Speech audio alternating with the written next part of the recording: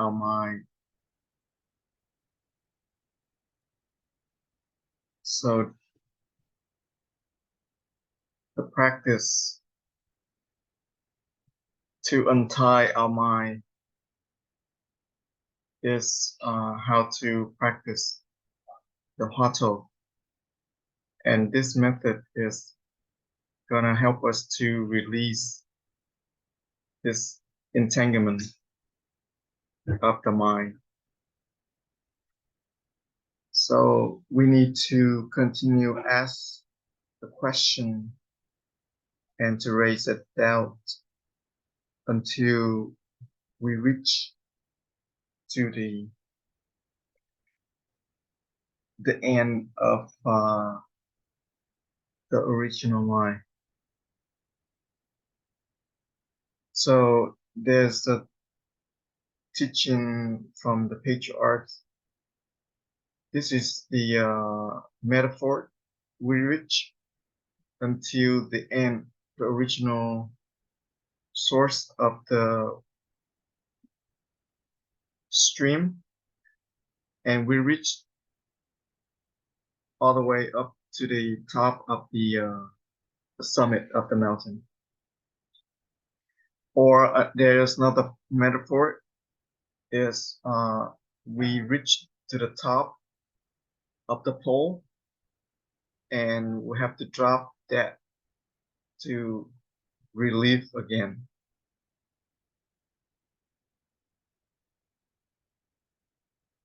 So the teaching continue with this, if we're able to leave the worldly knowledge and we continue on until we also leave the wisdom as well, until we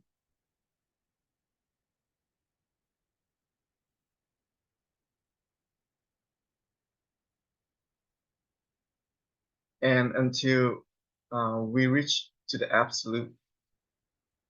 And in the complete enlightenment sutra, when the goal is already refined to the pure goal, then there's no more dirt or stain in it. So if one's already achieved the enlightenment, there's no more entanglement. There's no more tied up in our mind.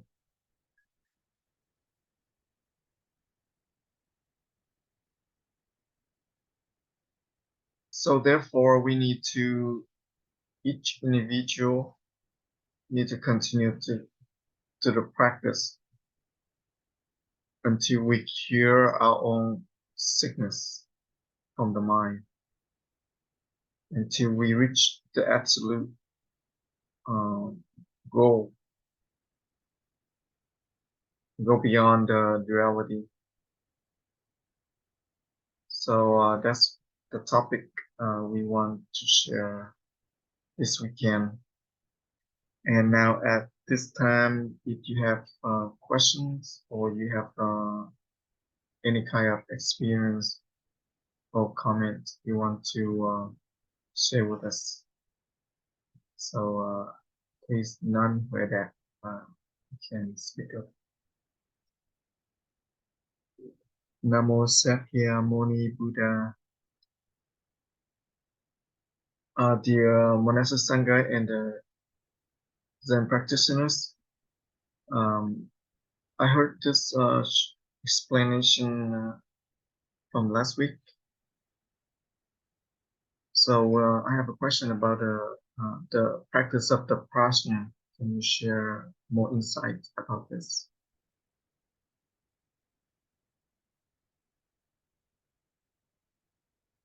As we speak about the practice of the prajna, and the prajna in the sutra, and also the patriarchs also explained this. And we usually attached to the teaching, we fall into the worldly seeking knowledge and in search for the true prajna.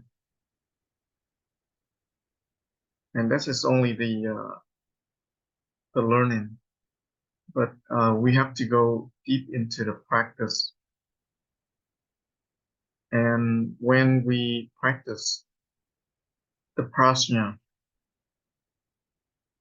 and it's going right now, continue going into our practice in our heart of questions and raising doubts.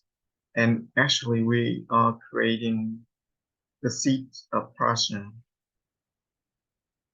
When we're not attached to any views or any misunderstanding, then that's when we are really heading into the true prajna. And there's no distinction and the discriminated mind go beyond between love and hate.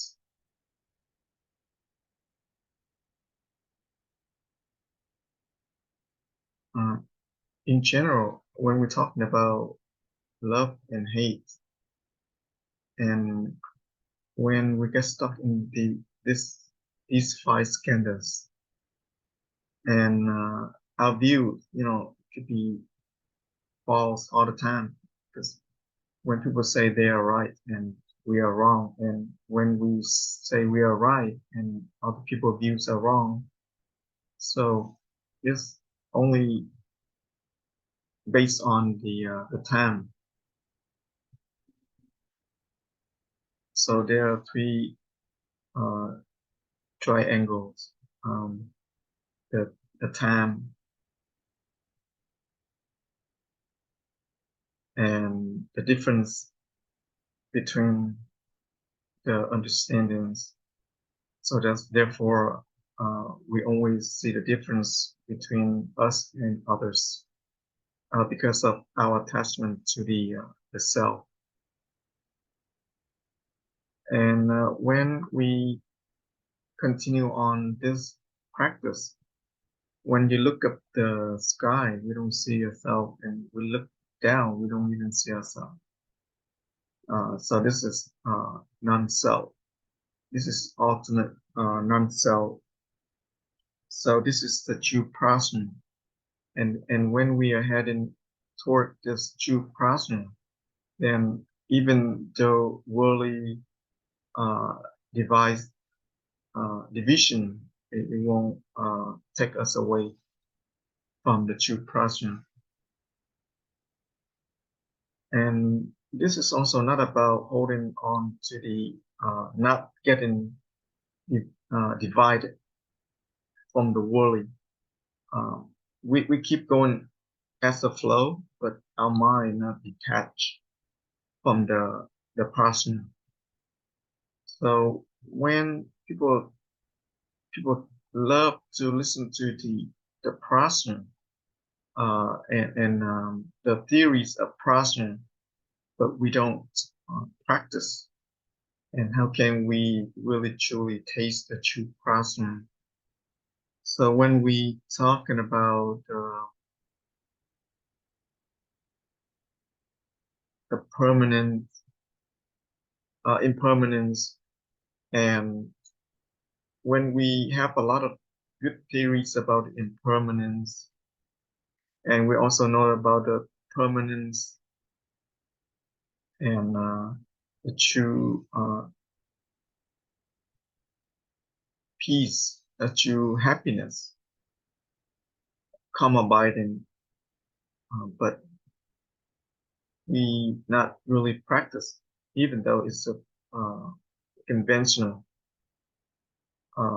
If one without practice it, they're not able to practice, truly understand the permanence and impermanence, or calm abiding, true emptiness, and so on. And none of it, happens if we don't practice. And those are the skillful ways.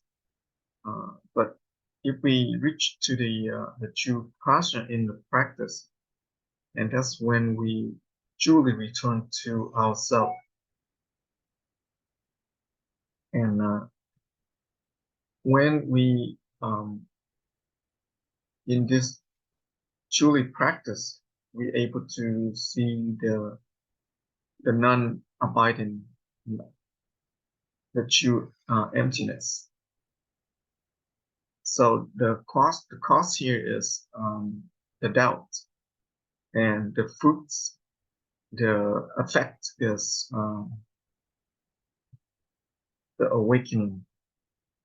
So it's basically based on how hard you're gonna put into your practice. If you continue to walk, and eventually you're gonna reach your destination. If no walking, there's no destination.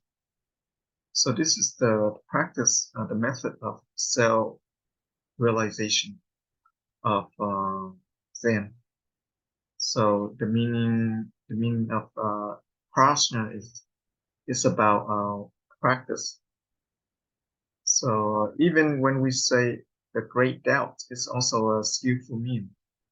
It's, because when we say it's a true prajna, then we get stuck into the four negations. And if we get stuck in the true prajna, then we get into there's the prajna, and then and the birth and death is the first. If we get stuck in the first negation, and then the second negation is also we get stuck in the second negation. So that's why the negation basically help us to take us out of the attachment. So all the Mahayana teaching, the absolute teaching, is go beyond, so that we can return to our original nature. So does that make sense? None with that.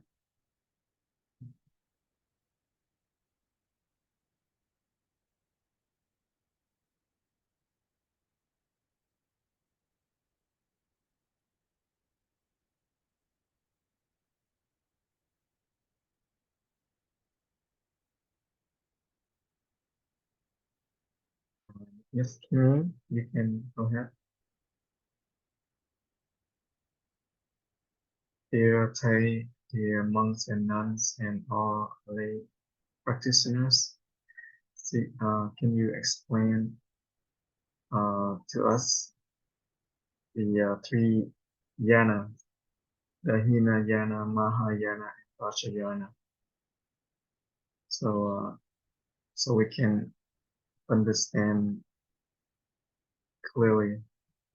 So there's a saying, there's a Mahayana, there is a Hinayana, and in a Hinayana, there's Mahayana. So can you explain more? Thank you.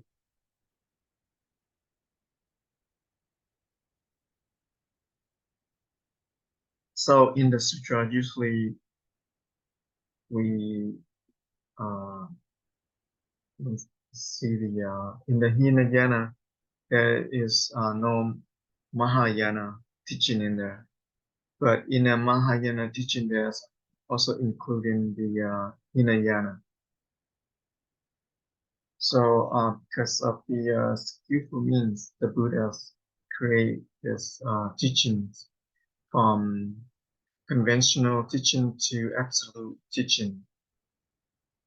So in the absolute teaching is including the foundational teaching and skillful means teaching.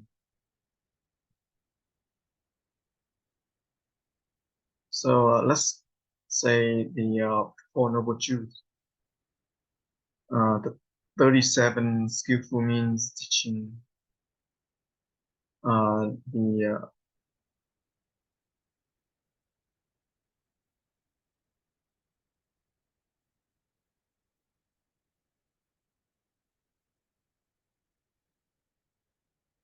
So in the Hinayana teachings, it has the Mahayana teaching. If we read,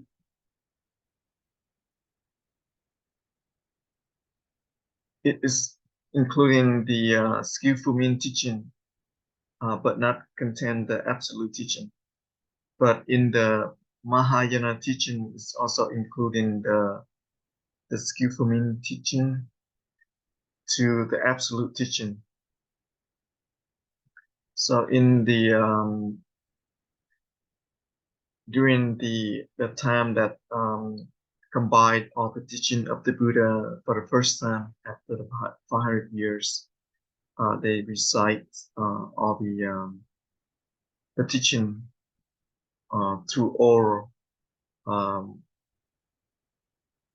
So basically, the monks, including all the three Jupataka, including the teaching, the commentary, the Dharma, and the precepts. So all this teaching later on, after 500 years, they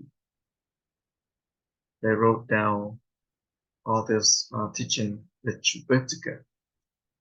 So they translate the teaching into the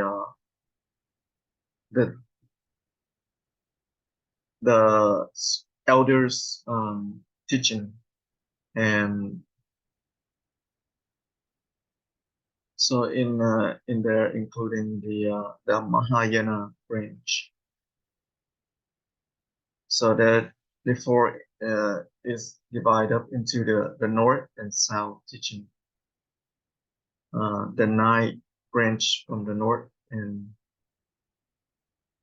the 12 13 branches from the south. So include total of 22. But I'm sorry, the 9 from the north and the 11 from the south. Total of 20 branches of the teaching. But the both north and south, they didn't have any kind of conflict between them. So they basically developed the teaching through this 2 foundations, and there are many Dharma teachers. They introduce their own understanding. So the teaching has been spreading. So Zen Master Ngoc, so they divide up into 4 yana. So the Hinayana use the 4 noble truths as a foundation. So and the practice is use the goal is to stop and contemplate practice. So the stop method, the stopping method is basically to stop the thoughts, and also use the contemplation method in the meantime. So they mainly use these methods to uproot the ignorance. So their goal is to achieve the arahat. So the arahatship is basically get rid of the recycle of birth and death. And the next level is to meet meaning the yana. The next mid yana is use the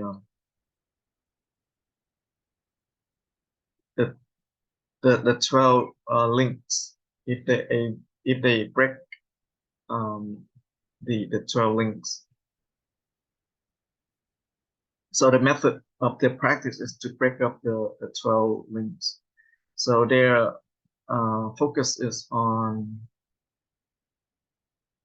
only mind. So the method is use the contemplation to break the ignorance. So from the first link is the ignorance all the way to the birth and death. So this is basically help to destroy the, the beginning mind of that created the ignorance. So the next level is the paritika. The paritika is based on the practice of self-realization. And the next level is the Mahayana. So the Mahayana is the practice is the six paramita, and the practice is to destroy the primal ignorance, and the achievement. The achievement here is to achieve the primal enlightenment. So from the level of the practice of the material body to the mind, and until we reach to the absolute. The absolute is the prajna. So our practice here is the Zen practice, the Huatou practice is go beyond words, and the base is in the mind, direct to the mind. We skip all the levels, skip all the skillful means. So the root here is to go directly into the primal ignorance with the Huatou, and go directly into the Buddha nature by maintain the doubt, maintain the great doubt. So this is the absolute Zen practice, and the basic requirement is trust in the mind. So if you trust in the mind, then it can lead to the awakening. So this is the basic understanding of the four jhanas. So all the masters they try uh, to break up into the different levels, different jhanas. And the Zen master Ngoc, he basically uses four jhanas views. You know, that's we can see overall, and these are the skillful means practice teaching uh, from the Buddha that so this basically gonna help us to go beyond self-detachment. So in the Lankavatara Sutra, so we learned from this sutra is the five um,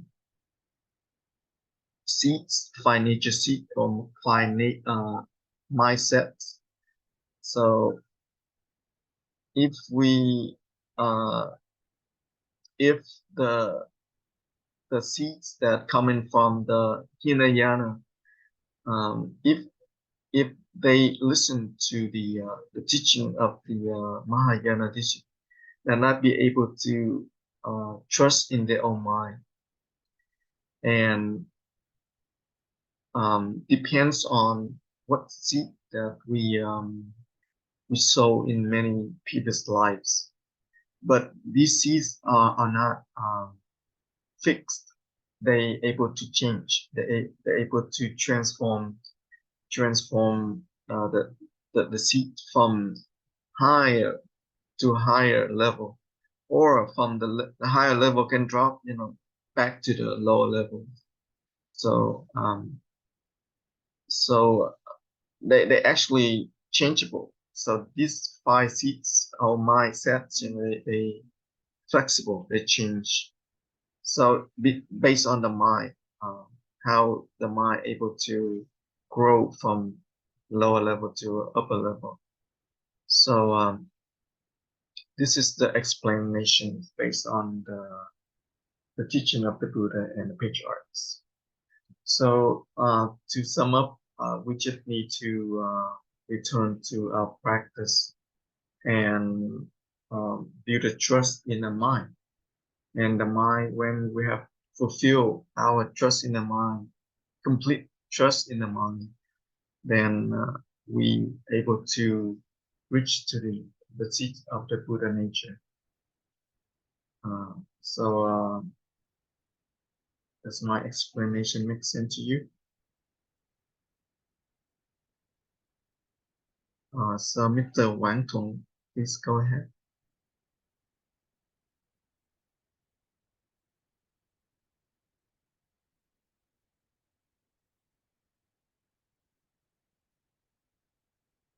Namo Sakya Muni Buddha, dear Thais, Amoneta Sanghas, and all Zen practitioners.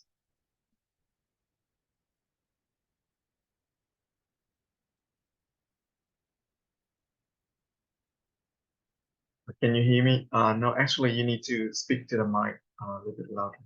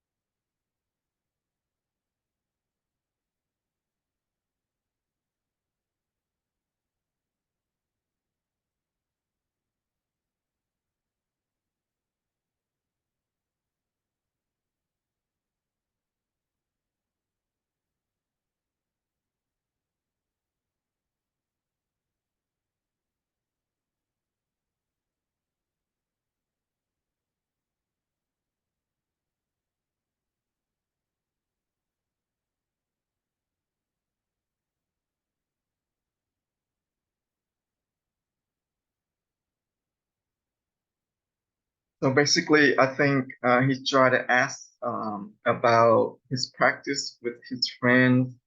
Maybe they have a little conflicts in the practice. Maybe different traditions.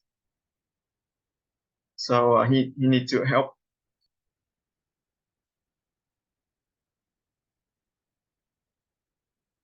So so basically, your condition right now, your living condition is a little bit chaotic. Um, And I totally understand where you are at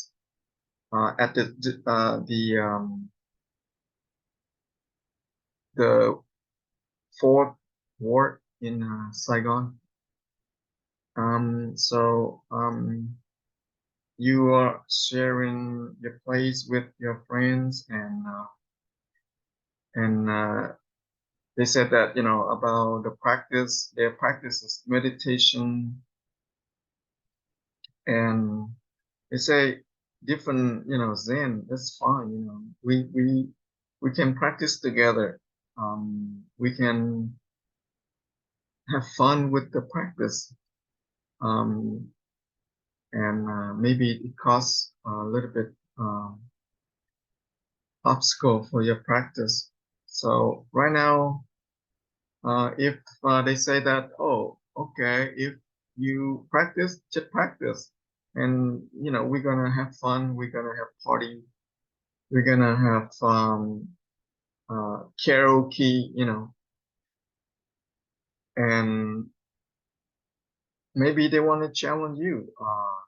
They turn up the music, and they make it a lot of noise. And if they make a lot of noise, they just close the door and you practice. So right now we are not like Zen Master Liqua, and so people they challenge him a lot, right? And when his Dharma brother came and asked you, "Are you Mr. Utah?"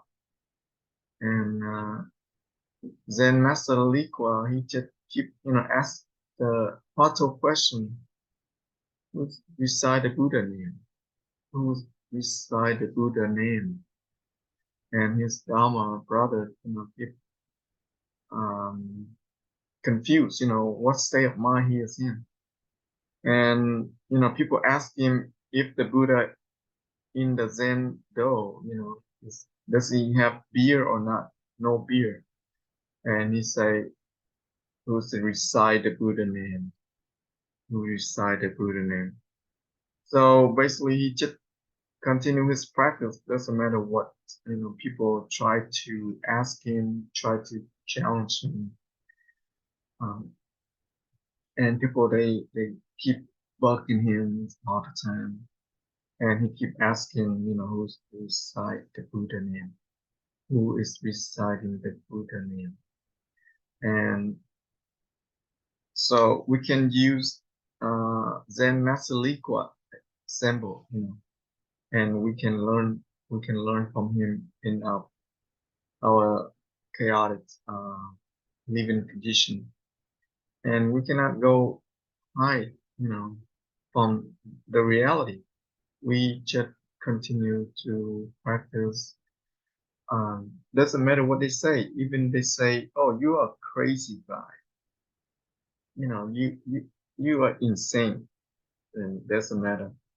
Doesn't matter what they say. We just continue to ask the question. Just use your right effort in the practice. Continue. Doesn't matter what condition. Um, and maybe they can curse at you. They can say trash to you, and your practice maybe transform them. Maybe your practice help them to realize that you're able to overcome all their challenge, and they maybe follow your practice, and you may help them to create a good karma for them. And so in your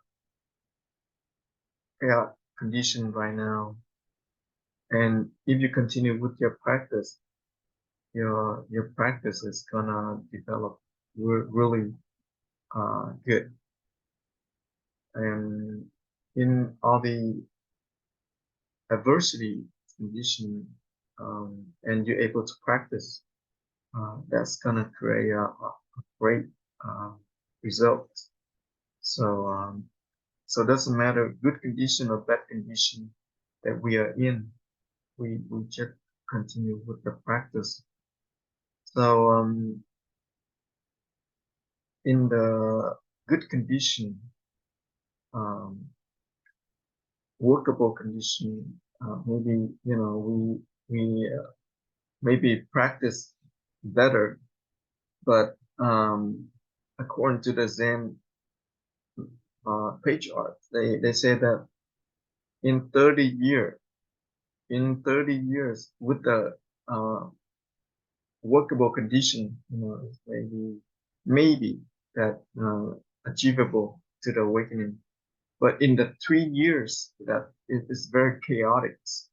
And in these 3 years, if you're able to go directly into the practice, create a great doubt, then that's maybe able to lead you to the awakening. So with all the conditions that we are facing, we able to go directly into the original Buddha nature.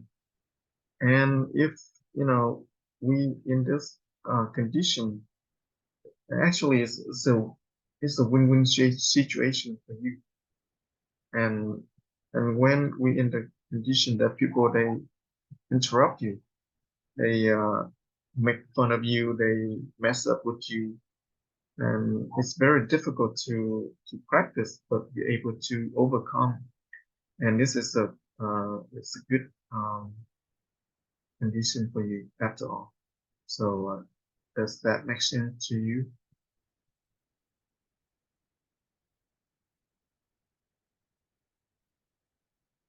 So I have been have a dialogue with that person.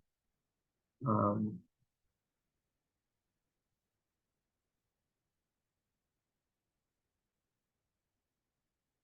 and that person is also practice Zen, practice vegetarianism, shave his hair, practice Zen.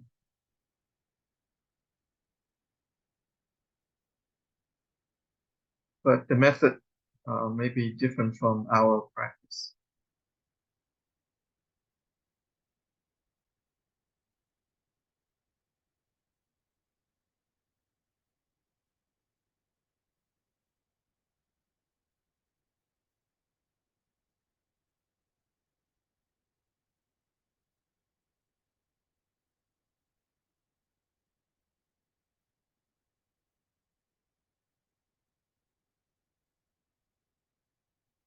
So I told him that you need to look for the Jew practice. You cannot just go around and look for so many different methods. So another thing is about the discussing about the Dharma. And when you try to fight about this Dharma and that Dharma, so if you try to distinguish between this Dharma or this practice um, better than the other, but our practice is not about try to fight or win, um, our conversation is not about try to win uh, and show them that our Dharma is number one. So we not try to fight over who has the better Dharma or better method.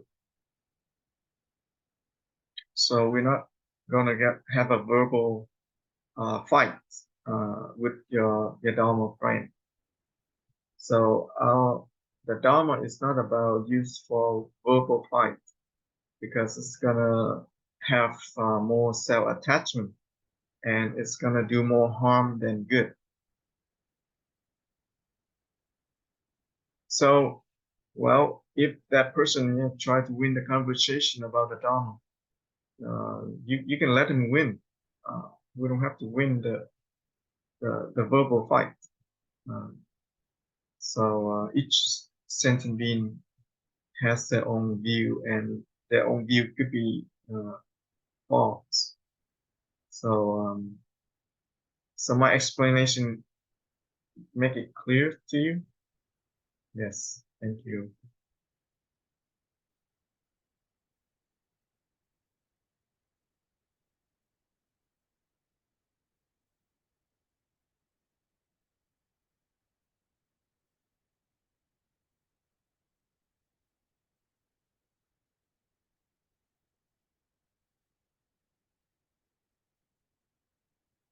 Yes, so Miss Kiming, you can go ahead.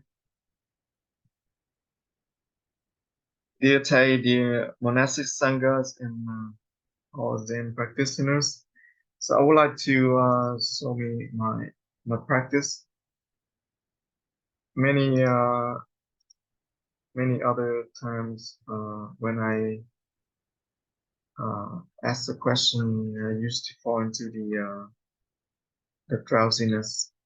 My question is not very clear because of this drowsiness. I cannot start my question. Recently, I have another problem. That is, my question is very clear, but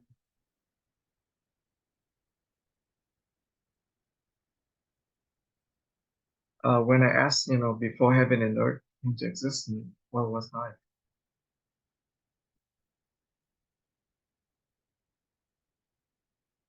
And I got off, and but my question is very clear, but not get a lot of doubt. So can you say more about this experience? Because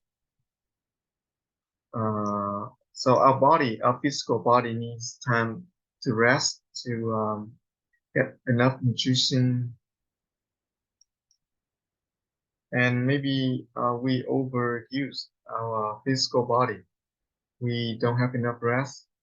We can get tired, and we also use the body, our physical body, as in a practice. So in our physical body, when we say that we practice, we don't have to really sit to call it practice. Or when we walk in, we call that is practice. So we use our physical body in all uh, conditions or positions in any activities in the practice. So even in Zen Master Liko, he said that even in our most suffering or the most affliction in our life, but we're able to hold on to the practice. But we're not using the heart of question to suppress, the affliction or suffering. Because when we use that way, it's gonna become something to gain, something to seek, and something to against the fear. So when we practice the heart of question, is we reach to the end of our primal ignorance. So because when we see in the verge of duality, and when we confront with the affliction, and we accept its true state of mind, then we get lured into this affliction. So if we have that heart of question and raise a doubt, we not able to recognize that affliction in the first place. So when the mind is see all the dharmas, see all the phenomena, but not attached to any, So basically, it's the ân vô sở trụ nhi sinh kỳ tâm. When we train the mind, see every phenomenon, but it's not abiding, not attached to anything. So this is the practice. We use the the usage of the energy of the Tao is also able to take us go beyond. And even when we experience our sleepiness or drowsiness, it doesn't matter. It doesn't look. Doesn't care about how it looks when we look like we are sleepy. So even when we are sleepy and we get bit by the Zen guard, right? And we just feel normal. It's not about save our face or anything. So it's not you have the drowsiness or sleepiness. All practitioners, we all have that problem.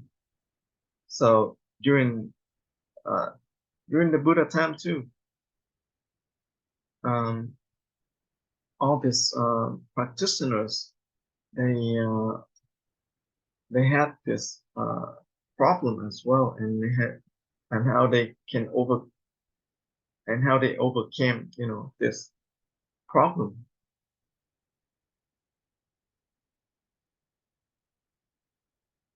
So this is the problem, when in a normal, during normal time, they not all fall asleep. But when they come to sit, meditation, that's when the drowsiness and the sleepiness arise. So this is maybe it's a habitual energy. So they came uh, with this vow to fix this problem. So they sat next to um, the mount that's next to the edge of the mountain, so they could fall off. So they able to cure this problem. So this help they help them to um, continue with the practice. So another Zen master is Buddha Light.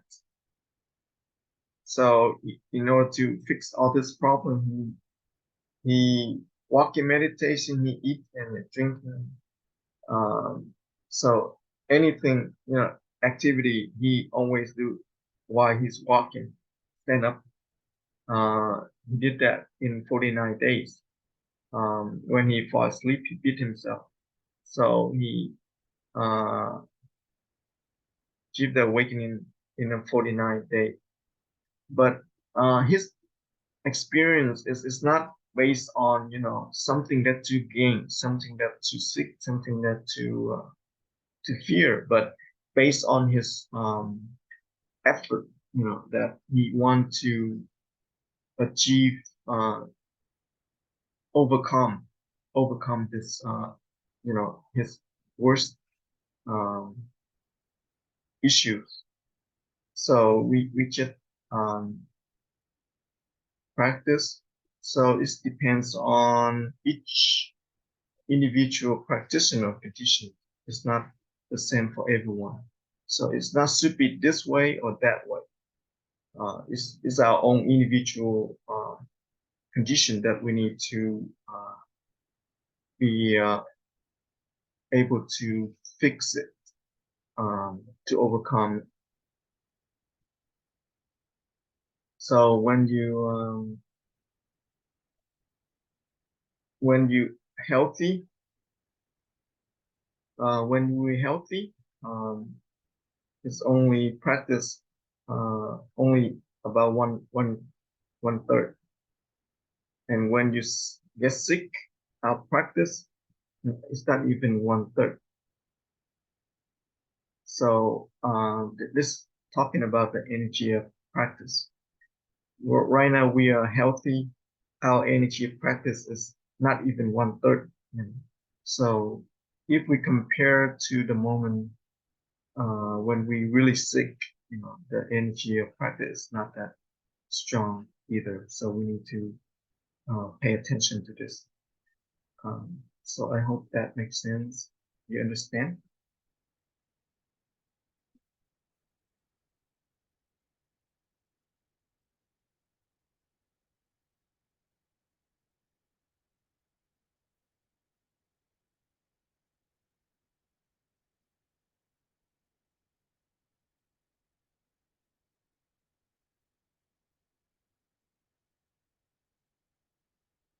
We have 5 more minutes until the end of this section. So if you have any question, please raise your hand.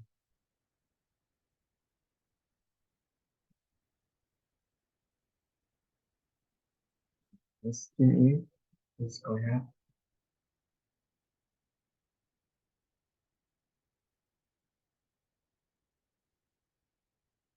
Dear Thais and everyone, I want to ask this question from my friend, and this person is new to the practice.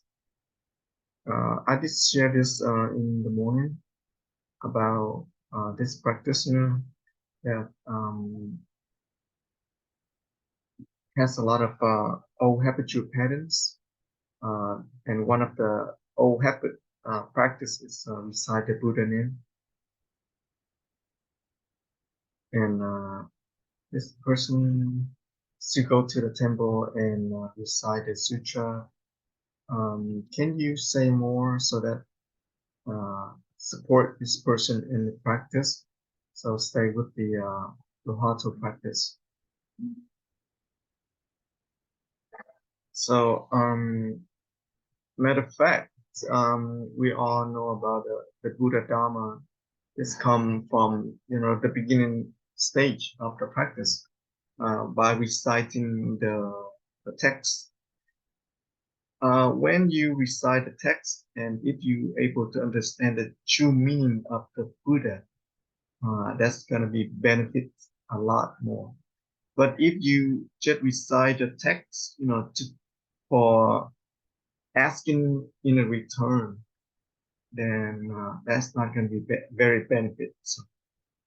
So if we are very dedicated, into the practice of reciting, um, and maybe that's when we meet the practitioner like us in the Hatha practice. So and if once practice reciting the text, but not able to meet the wise teachers. Um, so right now talk about our Hatha practice, and this is the practice gonna lead us to the liberation eventually. Um, and when you attach to the path, and we say we should do this, it's right, and we should not do that, that is wrong. So whenever we say that, we fall into the attachment. So this is the teaching from in the Platform Sutra. So this monk fabbed that, and he went to the sick patriarch nun and present about his practice, and then he, with the self attachment of the ego, he came and paid respect to the sick patriarch, but his forehead not touching the ground. And the sick patriarch, say that what kind of practice, you not even fully pay respect to me while you not touching the ground. So he said that, oh, I've been practicing, this reciting the Lotus Sutra 6,000 times. And the sick patriarch said that actually you've been spinning around physically and mentally by the text, by by the sutra, but you're not transformed the words in the sutra. So he realized something that he'd been doing wrong, and he said that should I stop reciting the Buddha, recite the sutra, and the Sikh patriarch say that the sutra doesn't have any meaning to make you go in the wrong way, but you're the one who not apply the teaching in the right way. So when we realize this, from this we should, attach to, the teaching or attaching the text. So we should be able to recognize that what we need to change, to correct the path, to correct our own practice on the path. So how can we digest, the teaching? So this is the metaphor. When you reach to the shore, use the boat to reach to the shore. You need to leave the boat behind. You're not going to carry that boat. And even when modern time, when we drive to somewhere with our vehicle, right? We should, leave the vehicle there. We start carry or take the vehicle to wherever you go. So this is the metaphor of our teaching. The skillful means is not, we should not let the skillful mean tie us down. We should not propagate, the self attachment to the teaching, the words, the text, the vehicle, whatever we have, and we should know the absolute meaning of it and direct our mind to the practice. So, did I explain to you and you understand?